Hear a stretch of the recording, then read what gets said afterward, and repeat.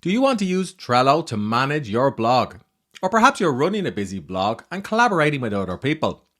I'm going to give you a simple and then an advanced Trello workflow. First up, the simple workflow. To explain how this works, here's my personal blog over at briancollins.com.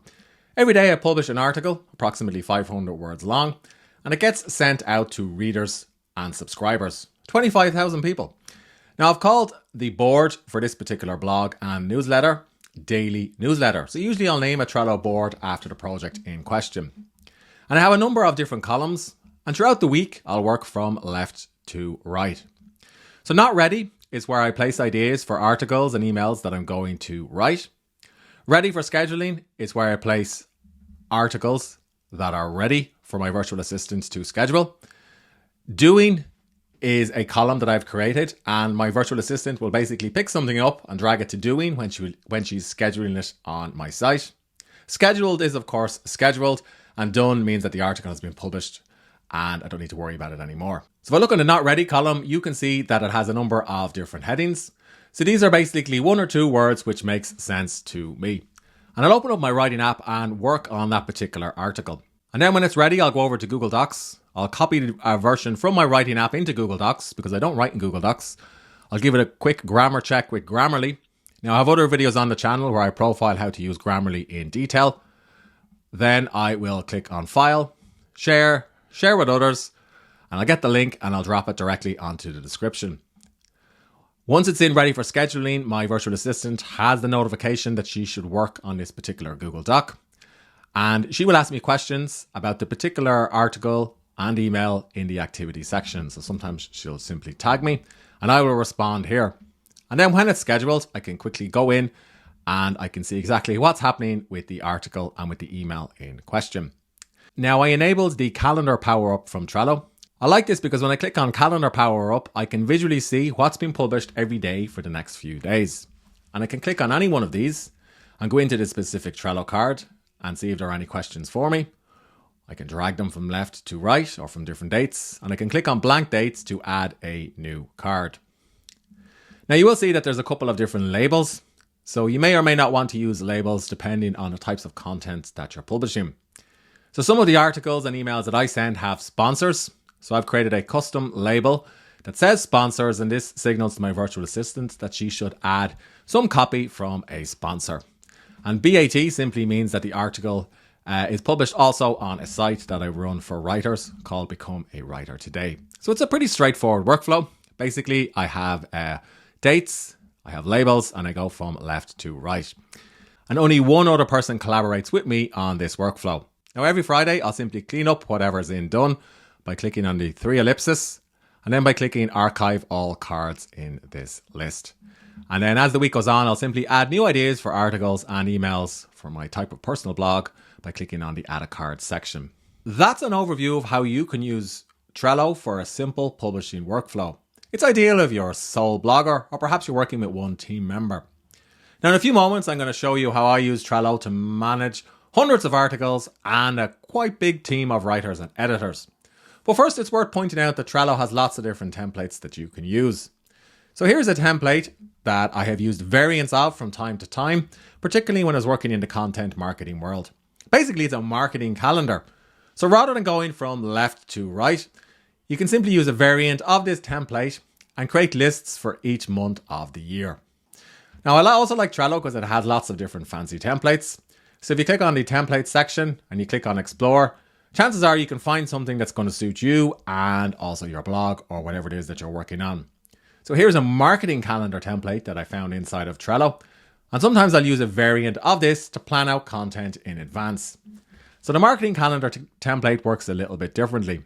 Basically, if you want to focus on a theme for your blog every month, you could plan the next 90 or 180 or even 365 days worth of content. So you'd simply create a column for January, February, March, or Q1, Q2, and Q3, and just simply add cards that represent each one of the topics or content hubs that you want to publish on a given month. And then rather than dragging things from left to right, this is something that you're simply going to review at the end of the week or at the end of the month. And of course, if you haven't hit or if you hadn't published something in January, you just simply drag the card to February and then you can just collapse that list. This works quite well if you're publishing maybe 10 or 20 articles a month and you collaborate with 1 or 2 people. That was a pretty simple workflow. So now I want to give you a more advanced one. Here is one of the sites that I run. At one point I was publishing between 300 and 400 articles a month on this site with the help of an editorial team. So editors, writers, agencies, and so on. I don't publish as many articles now for a few different reasons. Basically, I've changed my entire business model. But this workflow can still work for you if you're publishing a lot of content or if you're collaborating with other people.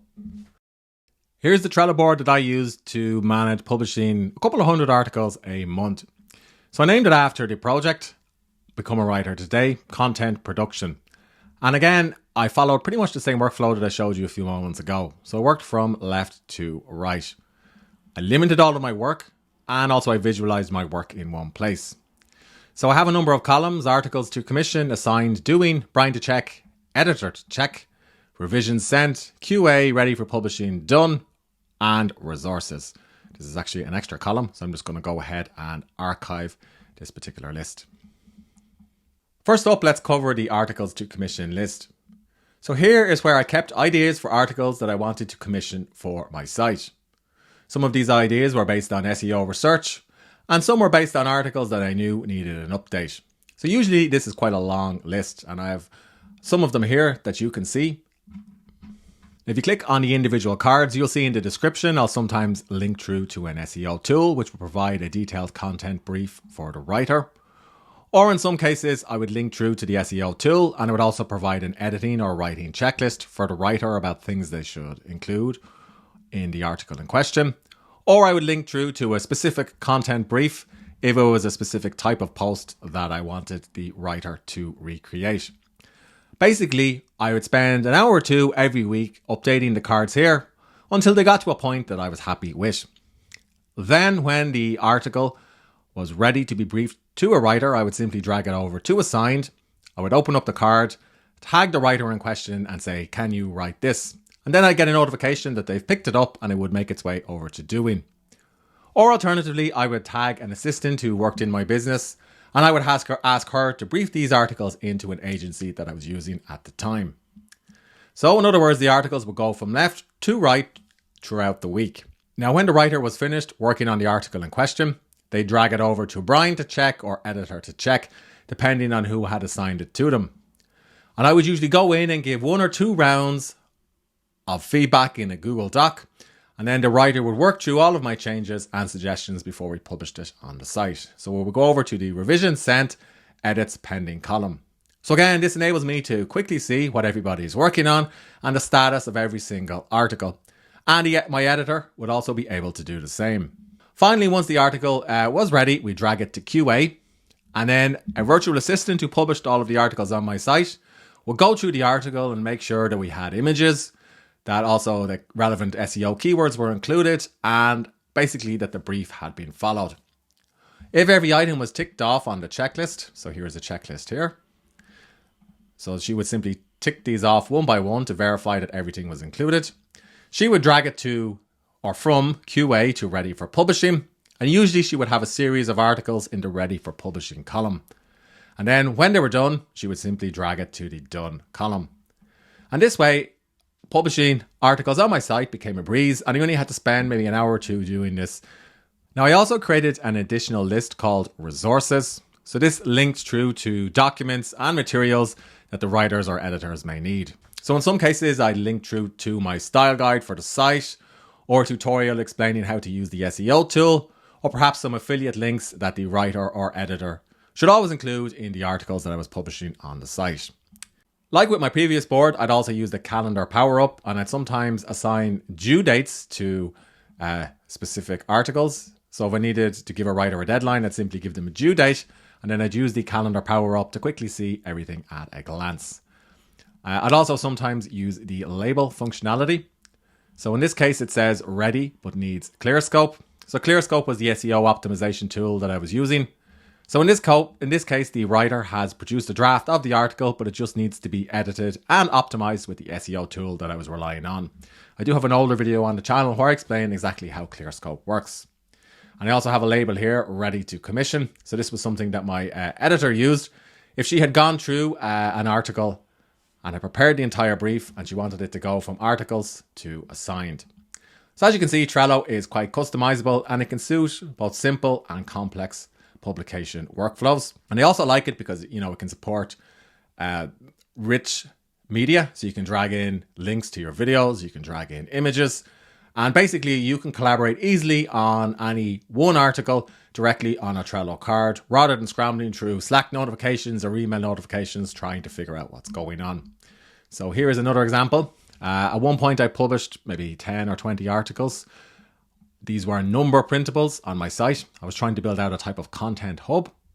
So I have a publishing checklist for each one of the printables.